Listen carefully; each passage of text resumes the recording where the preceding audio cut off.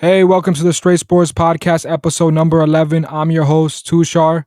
So usually today I'm here with my co-host, Joshua, but unfortunately he is not feeling well. He is a little bit sick. He has a sore throat. So for today, it's just going to be me. So he will return back soon. As you know, what we do in this podcast, we give our opinions on our favorite sports, which are basketball, soccer, and wrestling. But today I will not be discussing anything about soccer. Just going to be focusing on basketball and wrestling. So let's go on to the first topic, WWE and AEW. Smackdown, December 24, 2021. My favorite moments was basically when, Paul Heyman is a gem on the mic. I mean, he comes out and basically has an interview with Kaylen Braxton and he goes out there and tells that he paid the price for telling the truth about Roman and he acknowledges that his career is over. I mean, it's just something really cool. Like the fact that Paul Heyman could just go out there and just say things like that makes the storyline between Roman and Brock so great. It teases like maybe is Paul Heyman on Brock's side, he's going to help Brock? Or is it that maybe he's teasing a WrestleMania 38 match and this is just all Roman's plan and Paul Heyman and they're together on this plan and this is just to trick Brock. So it's so much craziness. I really enjoyed that segment. Another thing that I really enjoyed is the fact that Sami Zayn won a 12-day of Christmas 12-man gauntlet match to become the number one contender for the WWE Intercontinental Championship. And it was a lot of matches. First, Angel Garza defeats Mansoor. Angel Garza defeats Eric. Shanky defeats Angel Garza. And the list goes on. And eventually, Sami Zayn defeats Ricochet. And it was a really great match. We got to see all this talent compete on SmackDown. And some of these names we sometimes don't see compete. Like, Ricochet getting a moment to shine. And we get to see Angel Garza and Ivar and Sheamus. He's a veteran, so he knows what to do. But it was a great match overall, and I just enjoyed watching it. It was just fun, and I was happy that Sami Zayn won the match. I think it sets up a really good match between both of them. I think Sami Zayn is one of the most underrated WWE superstar. He is a gem on the mic, one of the best in the business, and I'm happy to see him get this opportunity. So super excited about that. So AEW Rampage, December 25, 2021. So this episode was on a Saturday. It was on Christmas Day, and my favorite moment was when Hook defeats Bear Bronson. I think that was a good moment because Hook is a really talented superstar since he's came. A lot of fans like him. I think he's an incredible wrestler, and I think AEW picked up a gem. He's going to be really good, and it was a fun match to watch. The match that, I think the match was good itself, but the thing that I was a little disappointed when Cody Rhodes defeats Sammy and becomes the new TNT champion. It was a little weird because I feel like Sammy's a young talent and Cody's already established, and it seems like everybody's behind Sammy, and then for the AEW to let Sammy lose the title and give it to Cody, that's a little interesting. I didn't think that was the right move. But at the same time, maybe if they want to make like now Cody has a title, people are mad, people are going to boo him. So that makes it better for Sammy, who's over. And maybe does the company want to turn Cody heel? It doesn't seem like they're willing to do that. But if they do, I mean, it would be this is what the fans wanted. Because what I think about Cody Rhodes, I mean, it's a very far comparison. I think about him to the level of Roman Reigns. Like Roman Reigns was a babyface. He was a great wrestler, but not a lot of people bought it. When he kept being pushed and pushed, the fans didn't believe in it. Once he turned heel, it changed everything. He's one of the biggest stars in the industry. I think that Cody Rhodes can do the same thing. I think the company should consider changing him heel, but at the end of the day, it was a good match. It was a good Christmas Day match. I appreciate AEW putting up some great matches on Christmas Day. December 27, 2021 Raw. My favorite moment was when the Street Profits versus the Mysterio family. I thought it was a great match. We got to see two incredible tag teams, and the Street Profits did win.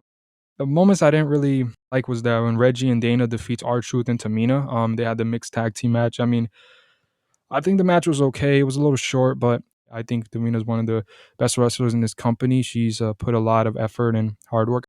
She gave a lot to this business, and I feel like she's getting disrespected when, she's going after a 24/7 championship. I think is not right. She's a talented superstar, and I think she deserves better. And also the 24/7 championship. I don't know. I'm just not I've not been a fan of it since it come. It feels like a goofy championship, like a title that really holds no value. It's kind of just like a funny segment. No hatred on any of these superstars. They're great, incredible talent. I just think WWE should consider removing this title. Other thing I didn't really like was the Miz and Maurice vows. I thought, WWE is a sports entertainment product. We want to see, wrestling. We don't want to see things like this. But like I said, I mean, it was still a good segment. We got to see Edge come out and he threw this crazy like liquid on them. It was kind of cool segment, but it was the main event. Maybe if you wanted to, I think this is something should be placed in the beginning of the show. But hey, Miz and Maurice are incredible. Like Miz is one of the best wrestlers, and like he's a really talented wrestler, hardworking wrestler. Maurice, I like their duo when they're together. It's really cool. They're husband and wife in real life, so it's a really cool thing. And they have their own show and everything. They're really good couples.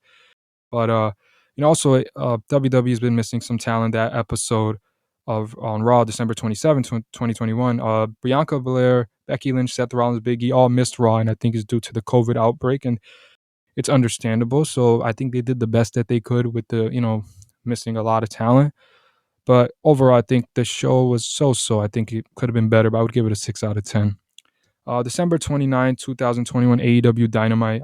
My favorite moment was Orange Cassidy and the Best Friends versus Adam Cole, Bobby Fish, and Kyle O'Reilly. I mean, we already seen Kyle O'Reilly debut, in AEW just previously, and it was really fun to see him. And now, then back with Adam Cole and Bobby Fish, and then Adam Cole, Bobby Fish, and Kyle O'Reilly did win the match. But it's a little interesting now because they won with the interference, but there's like a tease, maybe him and the Young Bucks time over now with Kyle O'Reilly coming there, maybe teasing, maybe when Kenny comes back, this 3-on-3 match between these two trio teams. Maybe you have Adam Cole, Bobby Fish, and Kyle O'Reilly, the formerly called the Undisputed Era in WWE, versus, Kenny Omega and the Young Bucks. I mean, this will be an exceptional match. It's just great storytelling, slow, long-term storytelling, which AEW is really good at, by the way. So I'm just really excited to see that match. All right, so moving on to topic 2. Woj tweeted on Christmas Day, Los Angeles Clippers All-Star Paul George has a torn ligament in his right elbow and will be reevaluated in 3 to 4 weeks, sources tell ESPN. On NBA Countdown, Woj did say that the team would reevaluate him in 3 to 4 weeks. They see if rest can get him on the pathway to recovery, but he's going to be out certainly a significant period of time, and there's no real sense of when or if he'll be back this year. So the question is, my reactions to this, how concerning this should be on a scale of 1 to 10, and will the Clippers still make the playoffs? So, as a Clippers fan, Joshua definitely would have had some really key things to say, but I'm concerned, very concerned. I would say 10 because Paul George is playing at an MVP level this season, and for him to be out and potentially he might even miss the whole season, not even guarantee he's going to come back. It's bad news for the Clippers. The West is very tough. We don't know whether Kawhi is going to come back or not.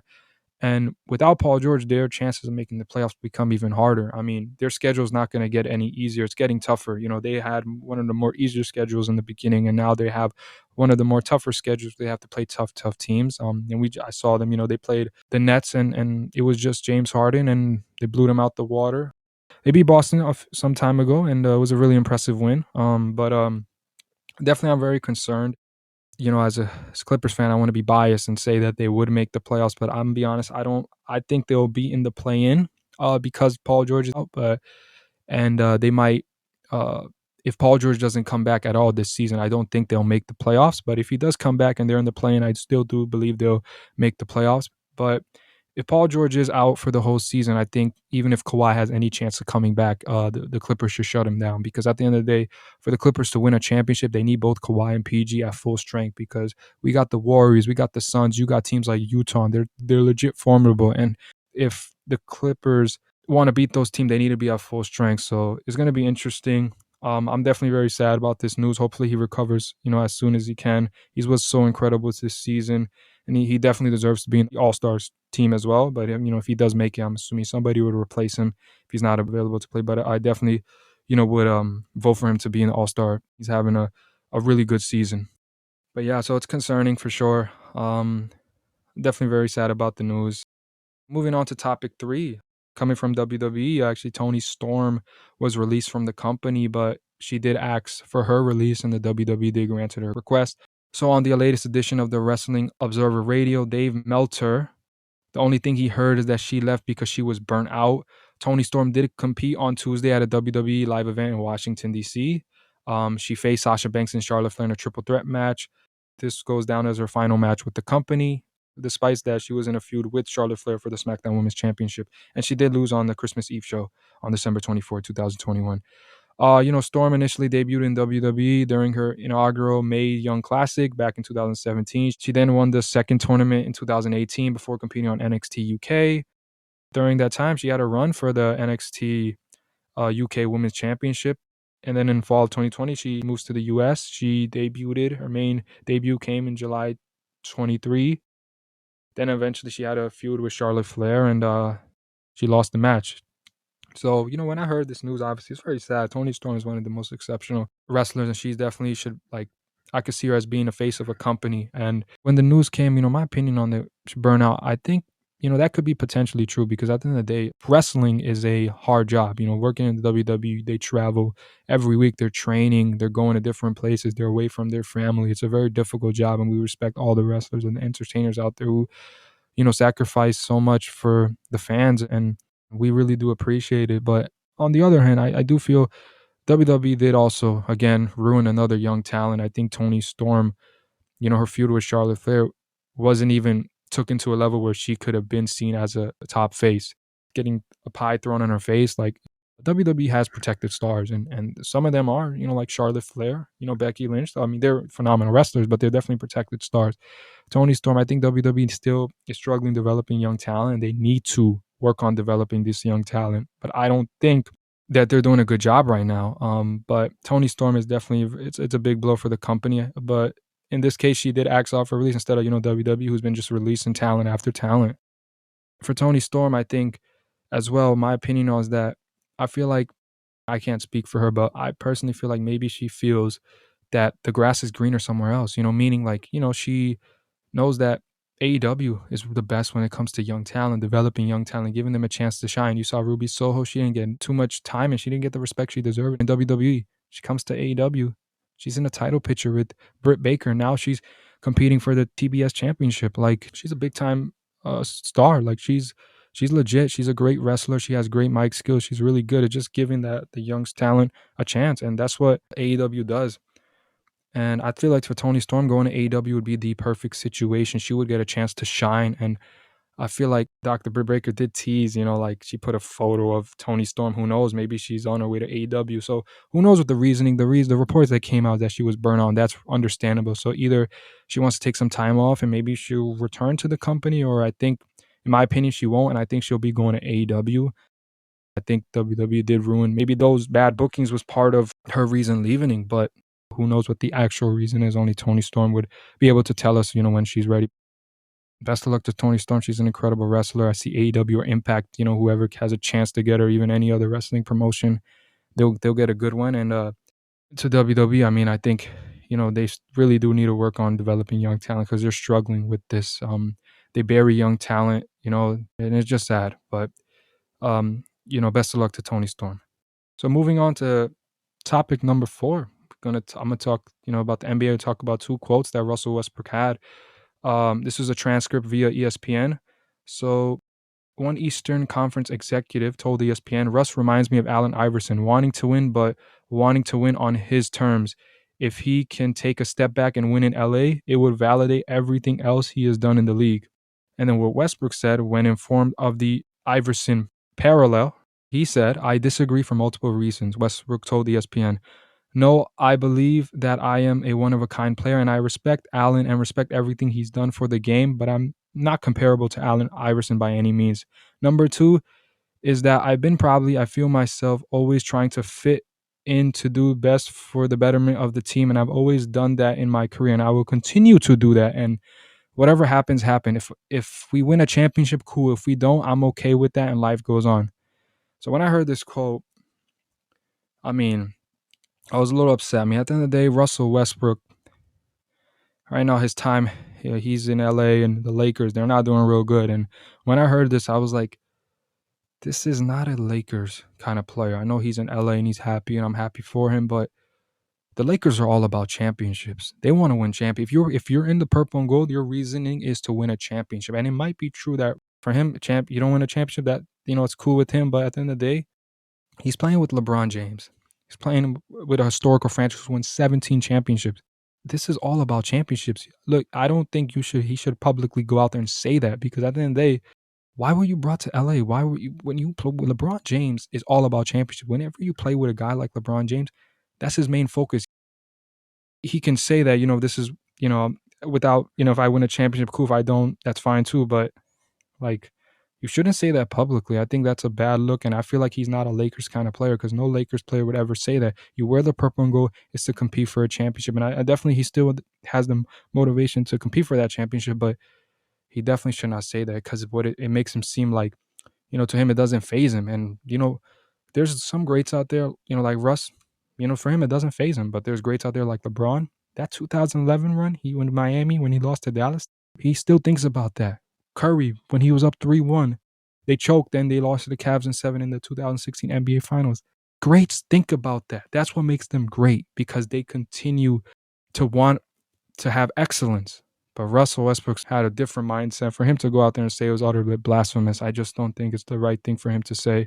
I'm definitely upset with what he said. I mean, you play for the Lakers, bro. This franchise is a historical franchise, has 17 championships. LeBron and AD, they brought you here, and Rob Pelinka, because they want to win a championship. They didn't bring you here to say some stuff like that. And like I said again, this might be true. Like, if you don't win a championship, life does go on, but you just don't say that publicly. Like I said, I don't think he should have said that, but it is what it is. The Lakers got to figure something else because they're hot garbage right now. Then another thing that Russ said in another video conference is they said everybody wants me to do this, but then they don't want me to do this. Westbrook said on a video conference call with reporters. Honestly, I'm over this whole situation with what everyone else wants me to do and what they think I should be doing. Honestly, I think I've been fine, Westbrook said. The conversation has been heavily on how I'm playing and what I'm doing. I think people are expecting me to have beep 25, 15, and 15, which that is not normal. Everyone has to understand, like, that's not a normal thing that people do consistently. So when I heard Westbrook said that, I'm like, first, nobody's thinking that you have to have drop, 25 points, 15 assists, 15 rebounds. I don't think anybody thought that. What they thought was you were going to not turn the ball over, be better with decision making, and do what it takes to win a championship. And I don't feel like Russell Westbrook's done that. He's continued to take, turn the ball over at a very high rate. I've seen him have 7 turnovers like multiple times this season, 6 turnovers, like high amount of turnovers, bad decision making at the end.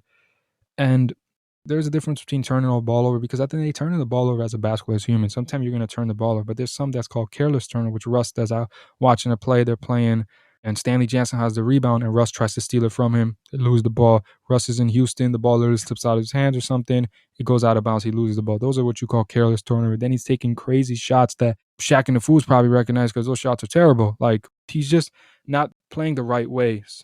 And Russell Westbrook's incredible talent. He's a Hall of Famer. He's going to be in the Hall of Fame one day. But it does look like he cares about his stats more than wins. And if that's true, I mean, that's not good. Then he was brought in to compete for a championship, and his numbers might still look good, but it's not impacting winning one bit. So when I did hear his comments, I mean, it just didn't make sense. Like I said, nobody's thinking he's going to go 25, 15, and 15. What they wanted was from him is to take the load off LeBron a little bit. That's what he was brought in, to not turn the ball over, sacrifice, and he's not been doing those things. So obviously, I think with Russell Westbrook, these both quotes, I disagree with it respectfully. Still an exceptional talent, but he's got to figure something out, because he's getting a lot of heat for how he's doing with the Lakers so far. He's in the trade rumors, but most likely he's not going to get traded because he has a hefty contract. But we'll see what happens. Topic number 5. NBA provided us with 5 Christmas games on December 25th, 2021. And basically, I'm going to talk about each game and give my opinion on it.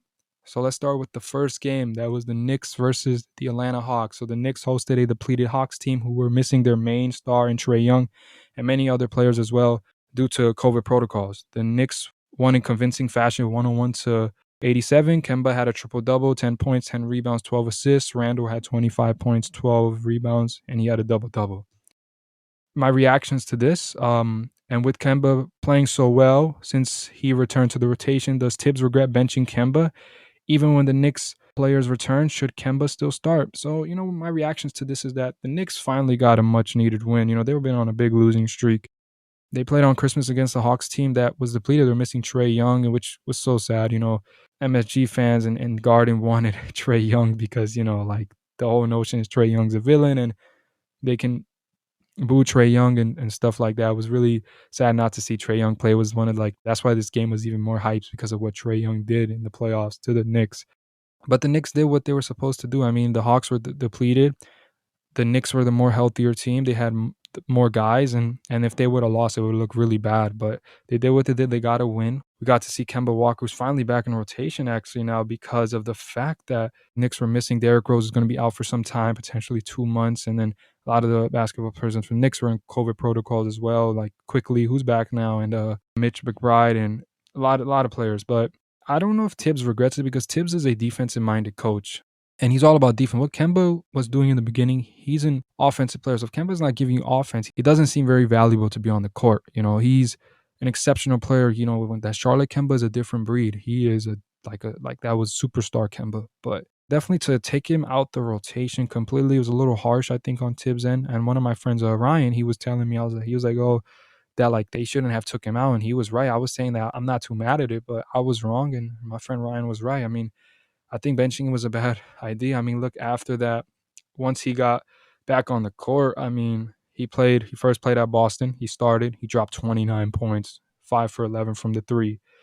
Against the Pistons, he had 21 points. Against Washington, he dropped 44. Then against the Hawks, a triple double. The Timberwolves, he had, 10 points. And against the Pistons, one of his weaker games, he had 2 points. But, he's having he's definitely having Kemba on the floor is a lot better. I think what Kemba does, he spaces out the floor. He definitely helps out Julius Randle and like all the guys make their jobs a lot easier. So I do think putting him back in rotation was a better idea. And I do think when everybody returns, Kemba will start because he's proven that he deserves to start. He even won Eastern Conference Player of the Week. So I do think he should start. And I'm not sure if Tibbs regretted, but if I was Tibbs, I definitely regret it. I think that was a bad decision on his end. I mean, if you want him to bench him, no problem, but definitely he should still be in the rotation.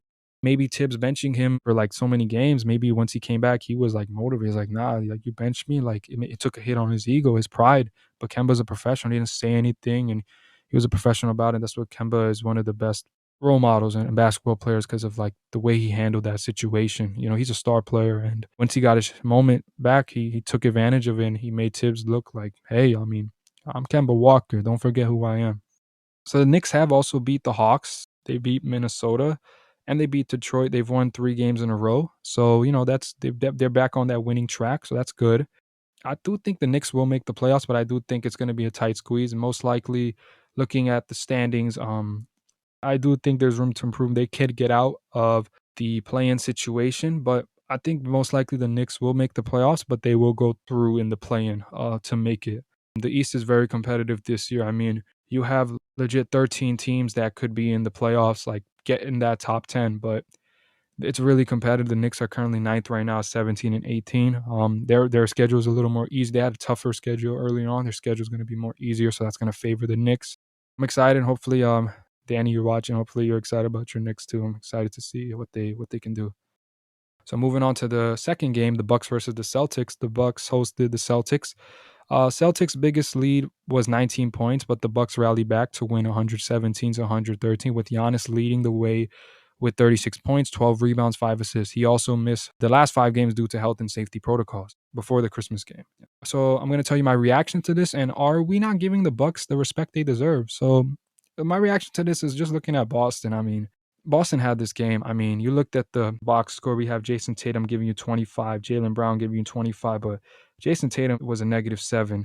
I look at that. I look at Jaylen Brown was a -15 on the court. I mean, Marcus Smart was a -13. Robert Williams was the only plus. He had a +3, and then Romeo Logford, I hope I said his name right, was a plus-minus of 0. So when I'm looking at this, I think the Milwaukee Bucks are just a good basketball team, but the Celtics let this one slip away. I mean, they had this game. They should have won this basketball game having a big lead like that, and they let the Bucks come back. Shows that the Celtics, and I was definitely wrong, but they're not a good basketball team. They're really struggling. I thought they'd be a lot better with the talent they have, and they've been struggling. It's not working. I think something needs to change with Boston, who are currently sitting. Their record is they're 10th and they're 17 and 19. I mean, make all these changes to be 10th. They were literally 7th last year, so they're worse than they were before. This is not a good basketball team. They're struggling, and they got to change it up. But from Milwaukee's end, I think we've disrespected Milwaukee. I think we don't talk about them enough and they deserve to be talked about more. I mean, they are the defending champions, and a lot of people are not picking them to win it. I mean, because a lot of people do believe, if everybody was healthy, they probably wouldn't be in the finals, and I have that same belief because if they play Brooklyn healthy, I think the Nets would have swept them. But you got to still acknowledge the fact that whatever was presented to them, they face adversity with Giannis' situation being injured, down 0-2 twice, and they still won a championship. So I think they definitely deserve more respect because they're a legitimate contender in the East, and they can easily win the East. There's a lot of good teams in the East, but I definitely look at 4 teams in the East that are above everybody. I would say Chicago, Brooklyn, Milwaukee, and Miami. These are 4 good basketball teams, and yeah, we're gonna see what happens. But Milwaukee definitely deserves more respect. What can I say about Boston? They blew this game. They should have won it. And something needs to be done because they're not playing good basketball either. They're also hot garbage. No disrespect to the players, but something's got to change in Boston. So moving on. Oh my God, the Warriors versus Phoenix, our third Christmas matchup. What a match! This was my favorite basketball match. So the Phoenix Suns hosted the Warriors as the best 2 teams in the Western Conference. They clashed. They split their previous 2 matchups 1-1. The Warriors won 116-107 despite missing Andrew Wiggins, Damian Lee, Jordan Poole, Andrew Iguodala, Moses Moody, Clay, and Wiseman. Curry led the way with 33 points, and down the stretch in the fourth quarter, Otto Porter came in the clutch and scored 13 of his 19 points in the fourth quarter. My reactions to this is that I'm shocked. I'm surprised that the Warriors were able to beat the Phoenix, even though the Warriors were short-handed and the Phoenix Suns were at full strength. They had their main rotational pieces and their main starters. I mean, if you look at the Warriors, they're missing Klay Thompson. Klay Thompson hasn't played in a while. He's going to play hopefully mid-January. He's going to be a big part of their piece. He's going to start. Andrew Wiggins has been their second best player this season. He starts. He is a legit piece for them. Damian Lee, a very important rotation piece. He plays minutes. Jordan Poole has been their third best player when it comes to scoring this season. He's very important. Andre Iguodala, rotation piece. Moses Moody, a young star who's going to play. And Wiseman, their center who hasn't even played. They've been playing with Looney, and this is crazy that they're missing 7 main pieces. They're all probably going to play. And they were able to win a basketball game against the Suns, who had everybody. So it's very shocking to see that the Suns let this one slip away. This shows to me is that the Warriors have a very deep roster. I think they have the deepest roster in all of the NBA. If you look at the stats, you have Steph Curry. He went for 33. Otto Porter came through with 19 points. I think now people will remember who Otto Porter is. I mean, this man can play. I mean, I was shocked to see the performance he put in the fourth quarter to help Golden State take the game and win the basketball game. I mean, he was special. Gary Payne gave them 14. Draymond doing what Draymond does, 8 and 10. Looney was great. Kaminga gave them 12 points. Bielitsa gave them 10. Everybody pitched in and helped them win a basketball game. So you got to give credit where credit is due. The Warriors are a very deep basketball team. They're very scared because when they're at full strength, I mean, they look like a team that's going to win a championship for sure. Me and Joshua, when he comes back, we'll discuss like who we actually think is going to win a championship. But Golden State's up there. I mean, they're probably one of the favorites. I think they're the best team in the West. There's no question about it. I'd be surprised if they don't come out the West. As long as they're healthy, I don't think anybody can stop them. This is a really good basketball team. The Suns should be really disappointing themselves to lose to the Warriors. You were at home. The Warriors missing 7 major players. You have your team. This should have been an easy win. Not easy win, but they definitely should have won this basketball game. But what it again shows about the Warriors, they have a very deep roster. And don't underestimate it because all the guys on the Warriors can play basketball. I mean, this team is scary. It was a very good matchup, but got to give credit to the Warriors. I mean, this was a big-time win for them to beat the Suns with missing so many players. Kudos to the Warriors. This is a good basketball team. And also Steph Curry got his 33 points. And I know he's Christmas Day. He's had struggles on Christmas Day, and he finally broke that. So it's good to see him, play good basketball. He's been the first player to get to 3,000 three-pointers. So, congrats to him as well. He's going to keep making history. And also on a side note, LeBron James, he's at 36,000 career points now. So congrats to him as well. Just 2 elite players making history. Moving on, now with the fourth matchup on Christmas Day, Nets versus Lakers. The Lakers hosted the shorthanded Nets team, missing their main star in Kevin Durant and many more of their players as well. The Nets won 122-115. James Harden led the way with 36 points, 10 rebounds, 10 assists, and Patty Mills scored 34 points and made 8 threes. LeBron played great, scored 39 points, but it was not enough. The Lakers were trailing by as much as 23 points, but rallied back to tie the game. My thoughts about this game was definitely the Lakers should have won this basketball game. I mean, the Nets were missing so many major pieces. I mean, they're missing LaMarcus Aldridge, he's a starter for them. He averages double digits. I mean, Kevin Durant is their best player. Kyrie Irving, who's now back, is going to be a major player for them. Joe Harris, who's out due to left ankle surgery, he's going to be a big time player. For Cam Thomas, does play minutes. He's an important player for them. Like they have missing major guys, and the Lakers were missing too. I understand they were missing like Trevor Ariza, Kent Bazemore. Davis is injured, and they were missing Austin Reeves and Kendrick Nuns. But you have LeBron James and Russell Westbrook. The Nets, literally, that was their first game in literally maybe a week or two, because their games were being postponed due to the COVID protocols and the outbreak. Brooklyn really suffered a lot from the COVID problem. The whole league has been suffering. So hopefully that gets under control. But the Lakers shouldn't have lost this basketball game. For them to be down 23 is inexcusable. This is a team that I thought was going to win a championship, and people are looking at them. Will they make the playoffs? Will they be in the play-in situation? Because they're not playing good basketball. And for the Nets, this is a big-time win. We finally got to see James Harden, who's been inconsistent this season, not really look like the old James Harden, come out and put on a show. I mean, James Harden gave them 36, 10, and 10. That's the old James Harden we know. And then he went to the Clippers. He did the same thing. Scored a little more, but he gave them an elite performance. And then he did it again with Philly. But they did lose the basketball game. But James Harden, hopefully this is signs for him to come, him being consistent and looking like, because if this James Harden comes, this superstar James Harden with Kevin Durant, and Kyrie Irving as a part-time player, this Nets team is legit scary. Patty Mills gave them 34. Also the Nets have a very deep roster as well. Maybe James Harden's motivated now that knowing that Kyrie's coming back, even though he's coming as a part-time player, whatever level that he's coming back on, maybe motivating James Harden, because James Harden came to Brooklyn not to play with just Kevin Durant. He came to play with a big three. And to see James Harden have these kind of performances, really big time for them. I think hard to believe that he's back yet because he's been inconsistent, but I got to see more games. James and KD and with Kyrie as a part-time, they're legit a scary team. So hopefully James can keep this up. Yeah, this is a big time win for the Nets, and we're going to see how the Nets continue. They're currently, tied for first in the East. So yeah, they're 23-10. Well, technically they're actually second. Chicago has taken the first seat, but this Nets team is a scary basketball team.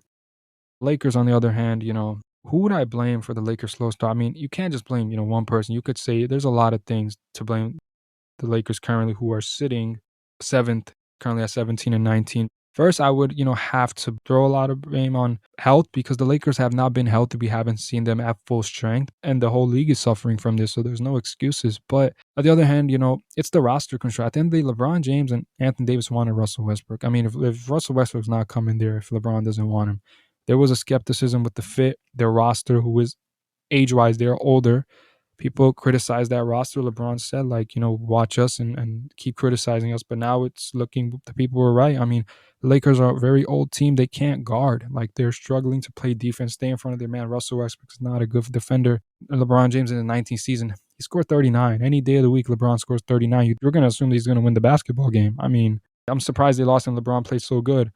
But then I look at why they're losing basketball games. I'm pointing the finger at Russ. I'm looking at Russ down the stretch. LeBron got 39. Russ goes for a dunk.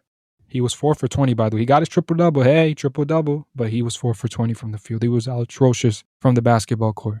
Literally, the game is going, Lakers game, momentum is on their way. He goes for a dunk. He misses a dunk. Instead of passing the ball wide open, LeBron in the corner, he doesn't pass him the ball. And he goes for a dunk, and then there you go.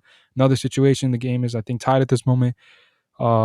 Russell Westbrook not even paying attention, knowing Patty Mills hit 7 threes in the game, leaves him wide open. Patty hits a three. These are just small things that Russ keeps on doing. It's paying attention to detail, being smart, in late game situations, and not turning the ball over at a high rate. You can't just blame just Russ because he's just one player, but I think Russ is a big part of them being bad as well. I think LeBron James, he built this roster. This is his decision. Anthony Davis, we haven't seen the old Anthony Davis. The Anthony Davis I know gives you 30 and 10, and he could even score 40, 42 and 20 rebounds. But he's not doing that anymore. The last 2 seasons after him coming back, he's been injury prone. He's playing all-star level, not superstar level. And it's concerning, without LeBron James, this Lakers team cannot even beat OKC. LeBron James in the 19th season has been phenomenal. Since he's come back, he's been dropping 30, 30, 30. He's going crazy. And they're 1-5 in those last 6 games. And he's playing out of his mind. And they're losing. This Lakers team is not good. They're a bad defensive team. They got to change something. Like I said, it's a hard question, but if I would have to blame something, I'm pointing the finger at Russ and AD. Right now AD's out, so I'm looking at Russ. He's an exceptional player, but he's got a sack for it. Doesn't seem like he just looks like he's a stat patter. It's tough to see the Lakers struggle like this. They should be a lot better. LeBron James shouldn't have to do this much work and still for them to lose. It's very sad, but let's see what the Lakers can do. There was a scout that blamed LeBron James for the Lakers' poor roster construction. According to an article by Bleacher Report's Greg Swartz, hope I said his name right, LeBron's a bad GM. Russ is not a good fit there, the scout said. He doesn't need an older roster around him. They still need LeBron to do everything, not a good recipe for this stage of his career. So do you agree? Is LeBron a bad GM? I'm going to say no because most of his times in his career, he's built great rosters. You saw what he did in Cleveland. I mean, Kevin Love was still a questionable fit, but they won the championship. They went to 4 straight finals. Miami, they sacrificed and made it work. Him and Wade were a great fit. Even in the Lakers, LeBron's second season, 80's first season with the Lakers, they built a great roster, for having a big two and then having Danny Green and Avery Bradley and, Rondo and Dwight Howard, JaVale McGee. They built a really good roster of talent. This season, particularly, LeBron did a bad job. He built this roster himself. He wanted this roster. He wanted Russ, and we see the fit Russ has been. He's been terrible for them. He's been a bad fit. Anthony Davis right now is just not playing to his level. Carmelo's been great offensively, defensively. Everybody's blowing by him. This is a bad basketball team because they're old. Getting guys like DeAndre Jordan. Trevor Ariza is a good defender, but he's hurt. He's been injured majority this season. LeBron James did build a bad roster, but he's not a bad GM for sure. He's been building great rosters. You see, I mean, any star player, your ownership is not really going to be like, we're going to sign this guy if you're not okay with, especially if you're LeBron James. So he built all these rosters, yes, in one season. This season, he did a bad job. I mean, this was not a good roster construction. I mean, everybody would agree he shouldn't have gone with Russ, but he did, and he's going to have to ride it out. But this season, he definitely did a bad job with the roster construction. They're too old, can't play defense, and LeBron James has to carry in his 19th season, and this is not good because he has so much wear and tear in his body. He should be able to rest. When you get Russ and AD, the idea is that they'll get the job done. Oh, you can carry us and win games like against OKC. They can't even beat a good team by like more than 5 points. They are struggling. This season, yeah, LeBron got it wrong, but he's a great GM. He knows what players he needs. But for LeBron to be successful, he always needs shooters around. That's always been his recipe. And this season with the roster he has, adding like Russ, he's not a well-known shooter. Like it's rosters that were good. Kyrie, he can shoot the basketball. You look in Miami, he had Ray Allen, Shane Battier. He had shooters. His first year with the Lakers, Danny Green. That's the difference between the roster now and before. He had 3-point specialist and doesn't have that right now this season with the Lakers. So, just to summarize everything, the Nets, again, kudos to them for Christmas Day. That was a big win for them to be depleted and come out there with a big win. And for the Lakers, disappointing, continue to disappoint us. And to be honest, I'm looking at this Lakers team. They're going to have to make some major changes because with the roster they have currently, they're going to be in the play-in and lose in the first round because they don't look like a championship team, not even close. So the last game, which was Dallas versus Utah, the Utah Jazz hosted the Dallas Mavericks, where Dallas were missing 10 players, either due to injury or COVID-19 protocols. Their main star, Luka, did not play. Dallas still put up a great fight, but fell short to Utah 120 to 116. Kristaps led the Mavs with 27 points, while Mitchell led Utah with 33 points. I'm a little shocked that the game was as close as it is. The Mavericks were missing literally everybody on their roster. They were missing so many players. So I was a little surprised that the Mavs were able to keep it really close. They even had a lead in the first quarter, 22-9.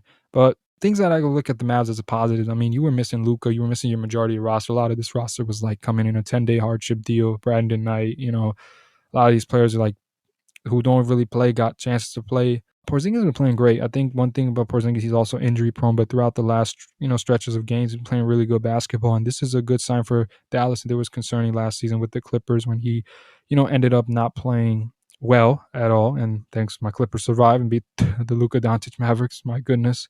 In this Christmas, they dropped in 27, 9 rebounds, 3 assists, 8 for 18 from the field. He was 0 for 5 from the 3, 11 for 13 from the free throw line. That's a positive because Kristaps Porzingis is a tall guy. He's, 7 feet. He's more than 7 feet tall. He takes it to the paint. He's going to get fouled. He's a great basketball player.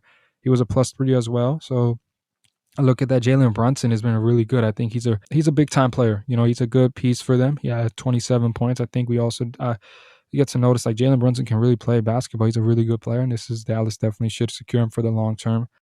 It's an impressive game for Dallas. They're missing, majority of their players, and they were able to still keep it close. And the positive I can see is Porzingis. He's playing really good basketball. Luka comes back, and I think these two can, if Porzingis can stay healthy and play like this, because he has potential to play like a superstar. With Luka being a superstar, Dallas could be a really scary team in the West, but we got to see consistency from the Porzingis, and hopefully he doesn't get hurt as well. On the Utah side of it, I mean, Utah's been playing great basketball. I mean, currently they stand third in the Western Conference. at 25-9. I'm a little surprised they kept it a little close, but at the end of the day, a win is a win. They're playing really good basketball. Everybody, the one thing I see about Utah is it's all spread out. Mitchell did have 33. Bogdanovich had 25 points. Conley had 22. Rudy Gobert had 10. He's playing really good this season. I know last season there was a lot of criticism, but he's been great for them this season. Definitely should be in the All-Star team. Royce O'Neal, giving something. Jordan Clarkson, one of the six mans, who won it. And he's been really good at the six-man role. Whiteside, Gay, Ingles, just everybody playing good basketball. So Utah's team is overall good, but their struggle continues to stay in the playoffs. I mean, when it comes to the playoffs, when they're first in the bubble, they lost to Denver being up 3-1. They lost to the Clippers, even though they lost Kawhi in Game 5, and the series was tied 2-2. So the struggle is playoffs for Utah. The Utah Jazz remind me of the Milwaukee Bucks. The Milwaukee Bucks were the same thing when they had, they were in the Eastern Conference Finals against Kawhi Leonard's Toronto Raptors when he was on Toronto at that time.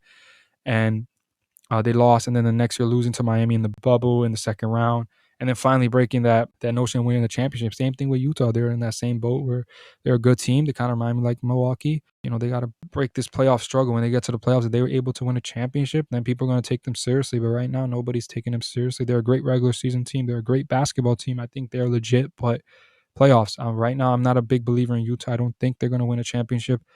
But if they want to prove people wrong, I think they got to make noise in the playoffs. We know you're a great regular season team. You were the first seed last year. You got bounced in the second round. The year before that, I mean, I think there were 6, but we know you're a good regular season team. You can win regular season games. You can beat good teams in regular season. It's about playoffs, because in the playoffs, I see dudes like Mitchell come through, but everybody else struggle. Because in the playoffs, I trust Mitchell, but I don't trust nobody else on that team. It's about consistency. We know who the star is. They got one star and a lot of great players. I mean, Gobert's an all-star. Conley was an all-star last year. So it's a good team. They have a lot of good collection of talent, a great coach. They play great defense. So, like I said, the next steps for the Utah Jazz is performing well in the playoffs. So my overall reactions to the Christmas games was they were all great games. I want to appreciate the NBA to still putting up Christmas games up. It was a really good games. But the one thing I was sad about, a lot of star power was missing. Trae Young wasn't there against the Knicks. Kevin Durant wasn't there against the Lakers. We want to see KD and LeBron. Haven't seen that for about 3 years now. Missing that matchup. Luka wasn't there. Golden State was missing a lot of players. We did have stars still playing, but it's fun to see all the stars play on Christmas. We get a lot of dream matchups, especially like KD, Braun, Luka, Mitchell, and Trey and MSG. We didn't get all of that. So definitely that was the only thing sad. And the COVID protocols are definitely getting crazy out in the NBA. It's getting like a crazy surge, but it was definitely sad. I mean, not to see all the star power there, but still appreciate the NBA putting up a great Christmas game. I enjoyed it. It was a lot of fun to watch that. All right, so the last topic of the night, Woj tweeted actually on December 31st, 2021, ESPN sources that the Cleveland Cavaliers have agreed to trade Denzel Valentine to the Lakers to acquire Rajon Rondo. The Lakers are expecting to waive Valentine and create an open roster spot. My reaction to this, I mean, I think for the Lakers definitely to open up a roster spot, good idea, but to trade Rondo, I mean, I could understand that Rondo has not, got the minutes that he used to get. He's not playing to the level that he used to play at. But I think this is a good move for the Cavs. The Cavs first, they did lose Rubio to an ACL injury, so unfortunately he's been playing really good basketball. So we're hoping for a speedy recovery for Ricky Rubio. Colin Sexton is still out. The Cavs definitely do need a point guard, and bringing in Rondo is great. And I heard, I think for Rondo, this is a good opportunity for him to, he's needed. This is a team that's asking, no, we need your services. We're not asking you to be on the bench and like that. We need your services. And I think for Rondo, this is a great opportunity to play with a team of the Cavs. He's not going on a bad basket. The Cavs are better than the Lakers now. He's going to play for a good team that's, their notion right now is to make the playoffs. That's why I think you make that kind of move to get Rajon Rondo, a guy who can slow the pace down. He's a floor general. He can pass the basketball. He makes smart plays. When I think about high IQ players, I think about LeBron James, Chris Paul, and I put Rajon Rondo on that list. I mean, he's an exceptional basketball player. So I think for the Cavs and Rondo, this is a great opportunity for Rondo to get a chance to play basketball. I think he can still play at a high level, and I think he gets that chance to prove that with the Cavs. And for the Lakers end, I mean, if you were going to waive a player, you should have waived DeAndre Jordan. I think DeAndre Jordan has not been good for the Lakers, and he's been starting so many games, and that was a little questionable on Frank Vogel's end. But right now he's in COVID protocols, so hoping for him to also a speedy recovery. But yeah, I mean, like the Lakers, I mean, I guess it's fine. I mean, the Lakers definitely train changes. I mean, Rondo has not been playing, so you could understand it. And now open up a roster spot, maybe signing Stanley Johnson who's on a 10-day contract to an actual deal because he's playing great for them, and they need defense, and that's what Stanley Johnson brings. I think this benefits the Cavs more than the Lakers. I think Lakers losing a guy like Rajon Rondo, a high IQ player, great leader, a good person in the locker room is tough. If they were going to trade somebody or try to waive somebody, try DeAndre Jordan. But I mean, DeAndre Jordan wouldn't get traded because, no offense, he's a good player, but he's not the player he once used to be. So definitely, I think they should have waived DeAndre Jordan and then signed Stanley Johnson. But it's okay because they do have a lot of points. They have Russ, so he's not going anywhere. They have Kendrick Nunn, who's going to come back, and LeBron, who can play the point. So I guess for the Lakers, there's not really anything that's like, if you trade him or not, was going to change the team really that much. They're still the same team. They're still hot garbage. That's what they're playing like right now. So it's not going to really change anything. But once again, I think for the Cavs, great pickup for Rondo, get an opportunity to play because I still think he has a lot of game left. For the Lakers, I mean, we'll see what they do with that open roster spot, but Rondo wasn't playing that much. So it's good for the Lakers, but Lakers got to definitely still make a lot of changes to their roster. And that concludes episode 11 of the Straight Sports Podcast. Once again, it was a little weird today, obviously doing it solo. It was just by myself. But like I said, Josh would definitely try to be here today. Just couldn't be here, not feeling 100%. But he'll be back soon. Appreciate, always the support. We're on the 11th episode. We're doing what we love. You can follow us on Straight Sports Podcast on Instagram. That's where we post. We update you on the episodes when they'll be up and just keep posting content on the social media page. And we have a bio there where you can check out where to view the episodes. You can view it on YouTube, Spotify, or any platform that you feel comfortable with. And also another thing, I just want to wish everybody, a happy new year with 2022. A new year coming for all of us. 2021 provided tremendous challenges and tough year with COVID, and now with the new Omicron variant, it's definitely still, scary times out here. But once again, just hope everybody has a happy new year. Looking forward to 2022 and, stay safe out there and, have a good one. Happy New Year, everybody. Thanks.